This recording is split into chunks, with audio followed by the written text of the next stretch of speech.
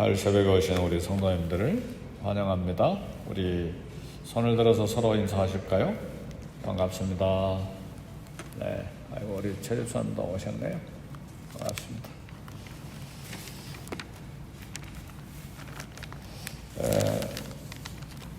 사실은 평안할 때는 우리가 우리 믿음의 무게를 재기가 어렵습니다. 왜냐하면 모든 것이 다 평안하니까 나는 믿음이 있겠거니 그렇게 생각을 합니다. 근데 실제로 우리 삶을 위협하고 우리 생명이 위태롭고 또 우리 생존의 문제가 걸리는 그야말로 발끝에서 머리끝까지 긴장이 되는 그런 상황을 우리가 만날 때 우리 믿음의 깊이, 우리 믿음의 질, 그리고 실제로 믿음이 있는지 없는지가 다 저울에 달아집니다. 우리가 어떤 길을 걸어가다가 위험한 일을 만나면 머리가 이렇게 쭈삣하고 다 서버리잖아요.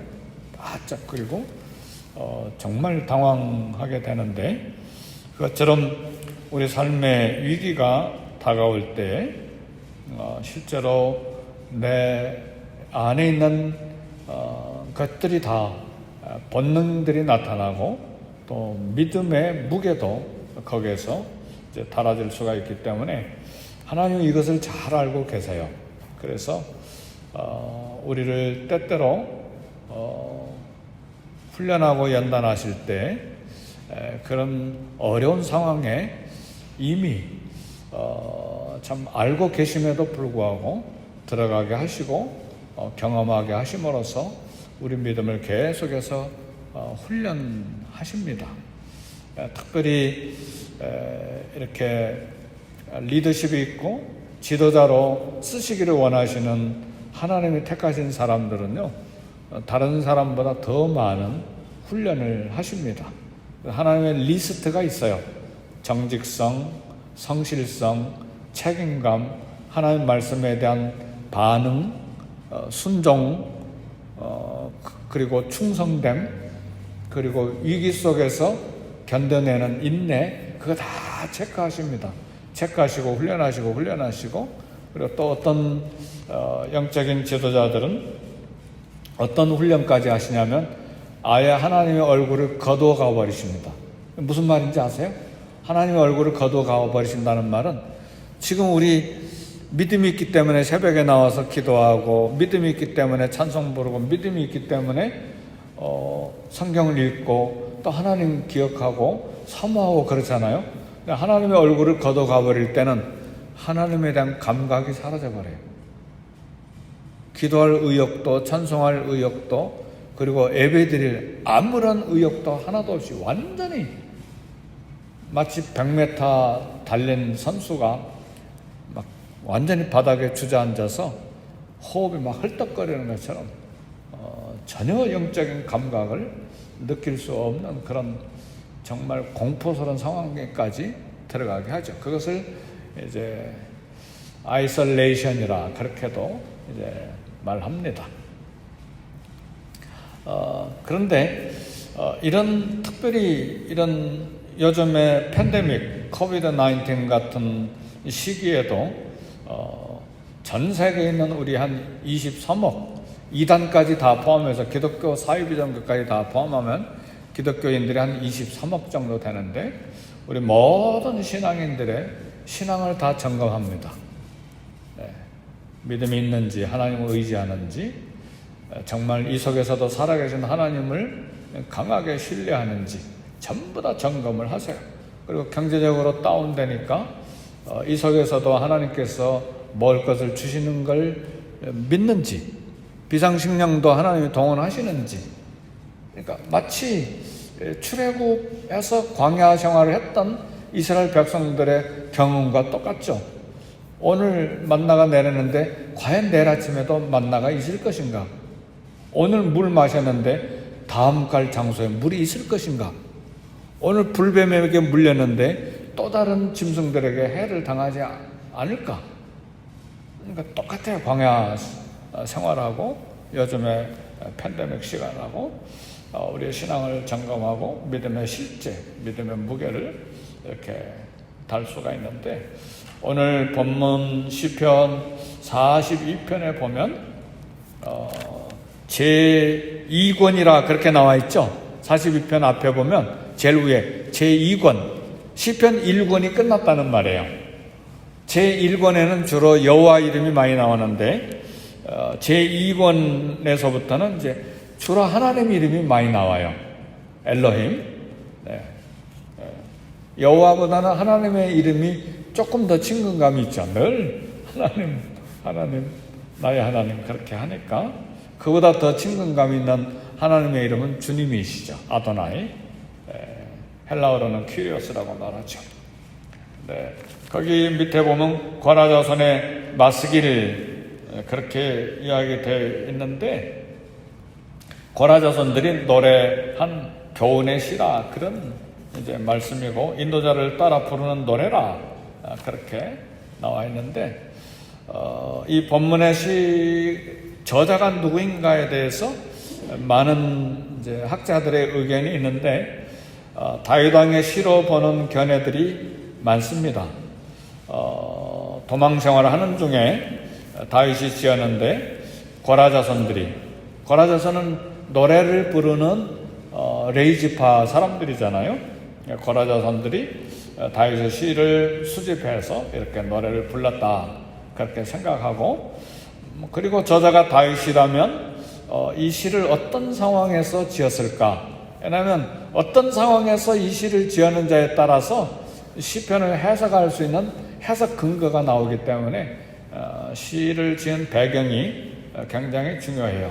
근데 본문에서는 참 발견하기가 어려운데 두 가지를 상상할 수가 있습니다. 하나는 사울왕의 칼을 피해서 여러 지역에 돌아다니는, 오늘 또 장소들이 좀 나오잖아요. 여기 다니고 저기 다니고 이렇게 불안해하면서 이럴 때에 사울이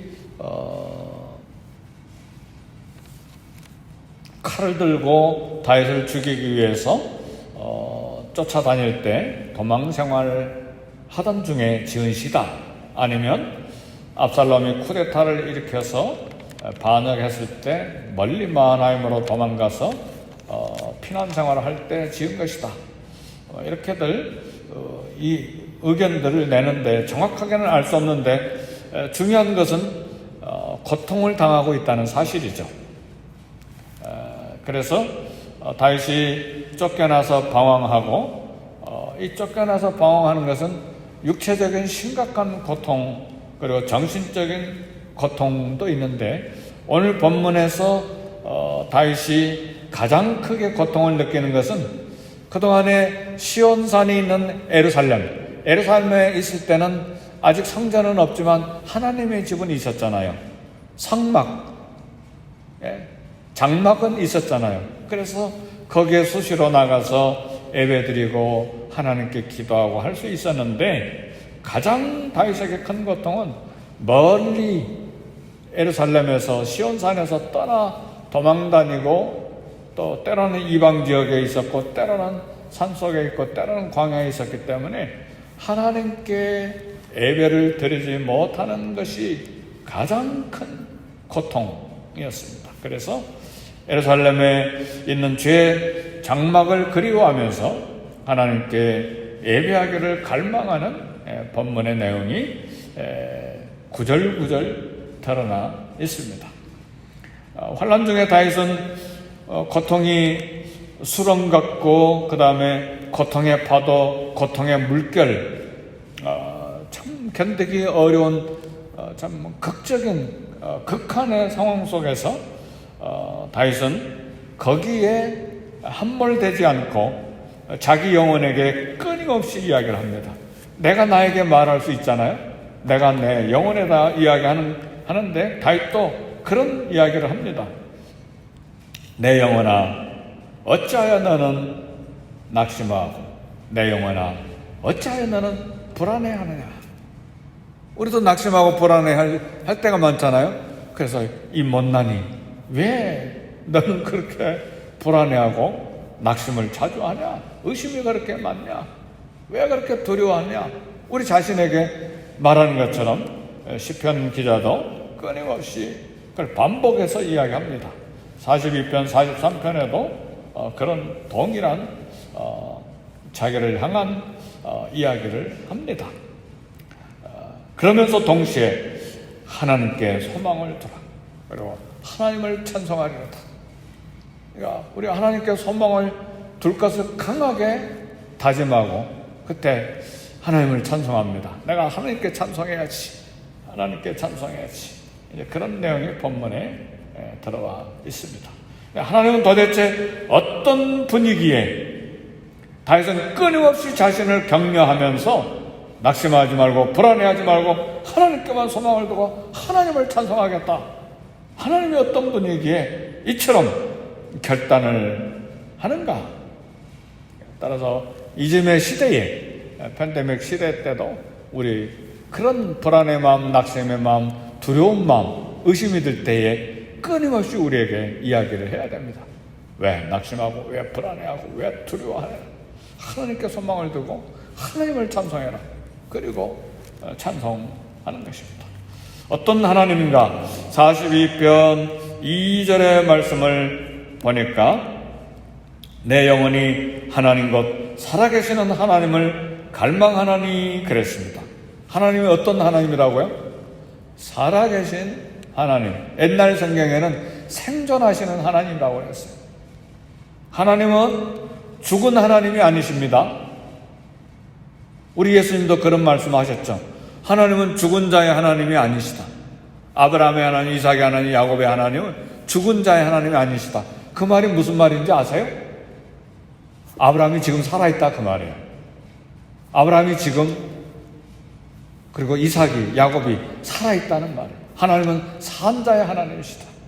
그리고 하나님이 실제로 생존해 계시다. 살아 역사하시는 하나님에 대한 믿음의 고백입니다. 그러니까 다윗은 그런 고통, 절망, 낙심, 불안, 두려움 속에서도 하나님은 살아계시는 하나님이시다. 성경의 가르침은 하나님은 계속해서 일하고 계시고 계속해서 활동하고 계시고 계속해서 감찰하시고 계시고 하나님은 간구의 귀를 기울이시는 하나님, 전심으로 자기를 찾는 자들을 만나주시고 자기에게 전심으로 간구하는 사람에게 응답하시고 구원을 소망하는 자에게 얼굴을 보여주시고 능력을 베풀어 주시는 하나님이다. 왜? 살아계신 하나님이십니까? 하나님 살아계심을 믿으십니까? 평안할 때는 내가 믿는다고 생각을 해요. 근데 위기와 절망적인 어려운 상황이 오면 하나님 살아계시는가? 과연 나와 함께 계시는가? 여기에 능력을 베푸실 수 있는가? 내 기도에 응답하시는가? 나를 보고 계시는가? 모두 다 점검이 되는 거예요. 두 번째, 하나님은 도우시는 하나님이십니다. 여기 5절의 말씀 보니까 너는 하나님께 소망을 두라. 그가 나타나 도우심으로 말미암아 그랬어. 나타나 도우시는 하나님. 11절에도 역시 마찬가지죠. 11절 마지막에 보면 나는 그가 나타나 도우심으로 말미암아. 하나님은 나타나서 도우시는 하나님이십니다. 오늘 이 팬데믹 가운데는 나타나 돕지 못하는 무능한 하나님이십니까?